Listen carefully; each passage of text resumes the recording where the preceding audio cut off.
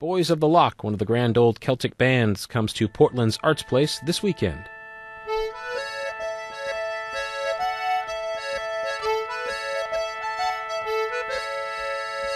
We like to play the music as we experienced it first, in its own way. It doesn't need to be, you don't need to give additives to it. I like it to taste of itself. It has its own essential values. Values like accessibility, enjoyability, and openness. Dave Richardson is from Northumberland, the border country between England and Scotland, and for more than 30 years he has been a member of the Boys of the Loch, playing the mandolin and cittern as a composer as well. Boys of the Loch, Richardson says, tends towards more traditional arrangements and instrumentation of their music, but as Celtic music continues to spread, more and more change is inevitable.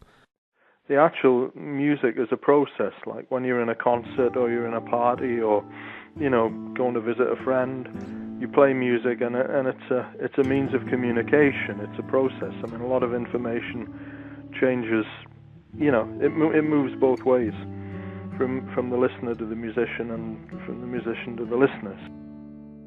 Oh, winter it is past, and the summer's come at last. The small birds, they are singing in the trees.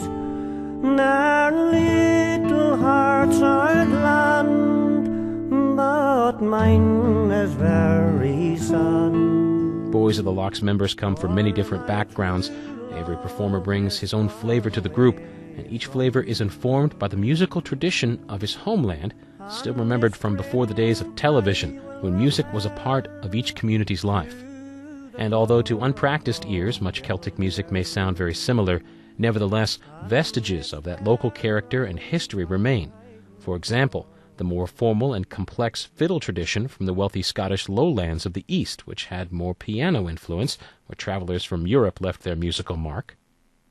If you go across to the West Coast, where they're poor as mice, because it was just a terrible landscape to be trying to make a living from, no pianos out there.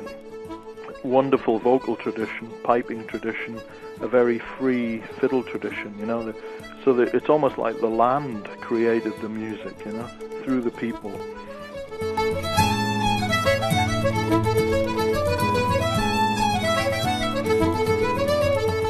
But regardless of the musicological history of a piece, Richardson says, it is the honesty that keeps Celtic music alive, vibrant and meaningful, and at its heart, always the same, even while it changes. And in the end, it doesn't matter whether it's Puccini or Boys of the Loch or Maria Callas or the Chieftains or who it is, if they make you feel more connected to your humanity or have a better understanding of it, then I think that's what's supposed to happen. Boys of the Loch plays Saturday night, March 22nd at Arts Place in Portland.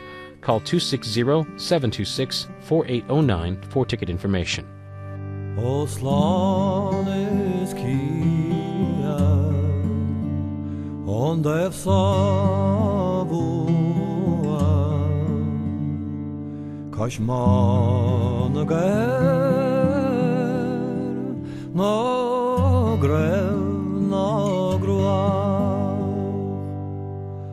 no stop, no shed, no ser, no slua. And tomorrow from 9 to 1, the Indiana Arts Commission holds its quarterly meeting in Indianapolis. The IAC is a state agency that is tasked to encourage the arts, to help fund artists, and connect people to the arts. They do that through regional agencies. Most of the IPR area is in the region that's led by Portland's Arts Place. They do it also through grants and through building public awareness. In tomorrow's meeting, the Indiana Arts Commission will hear reports from grant recipients and discuss other business. If you are an artist or are just interested in the arts community, its health, and the issues that it faces, the Indiana Arts Commission is a good place to start.